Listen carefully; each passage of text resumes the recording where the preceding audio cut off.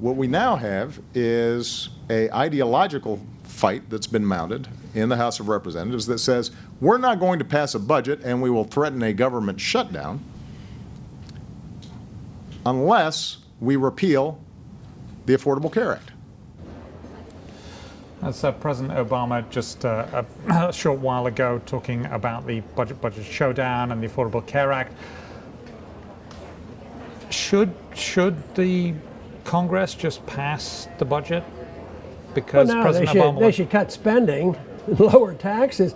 But I think the Republicans are a bit disingenuous as well. You know, they're arguing to cut this exorbitant medical program, which I would be for. But at the same time, they're really not talking about cutting back on our empire overseas, and they want to keep the money in. Their plan is to keep the military budget right up there. So in one hand, they say, yeah, let's cut on the medical care, but we certainly won't end up. That is not their position. They want that money to stay in the military budget. But no, it's sort of like the monetary system. They're not going to cut back on printing money because people see it as a negative, and temporarily it seemed to be good. The spending, if they did what I wanted, people would be pretty upset. You know, I'd balance the budget. You know, with my proposal in the campaign was balance it in 3 years. How do we get from where we are now in Congress to where you would want us to be, or even part of the way there? Because I think you would recognize that getting to where you want to be, and wanted to be when you served in Congress, is a long way from where we are. Even if how do you get people even edging in that direction? Well, you have to get people to agree that it's in their best interest to spend less money and print less money, which is going to be very difficult. I don't expect it to happen. You know, I think we're going to go the way of Detroit. You know, I think the whole country is going to someday, the whole country as Detroit. You know, in that direction where we're bankrupt and we have to do something. Interest rates are skyrocketing, unemployment is high, and prices are going up, and interest rates are up. That is what will happen, and they'll have to have some real reforms. But in the meantime, I think they're going to continue to do all the spending. But if you say, and pin me down and say, well, what can you do to go in a direction? I would cut spending, I would cut taxes, I would not bail out anybody, and I would allow the liquidation of debt.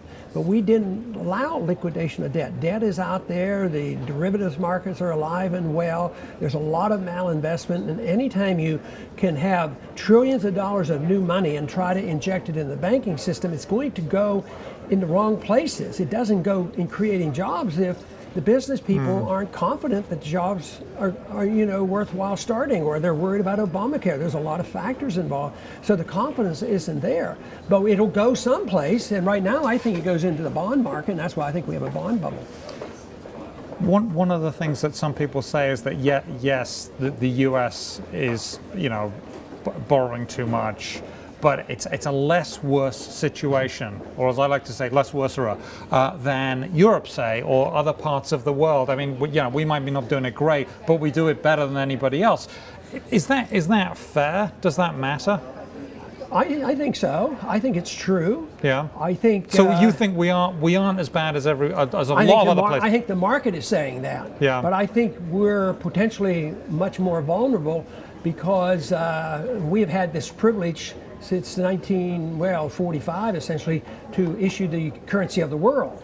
And when when the U.S. took over from Britain as the world's reserve currency. That's right. We took it over with the Bretton Woods, and then and we've been doing it ever since. The world has trusted us, and they still do. And they'd rather have a dollar than a euro, and the dollar still functions.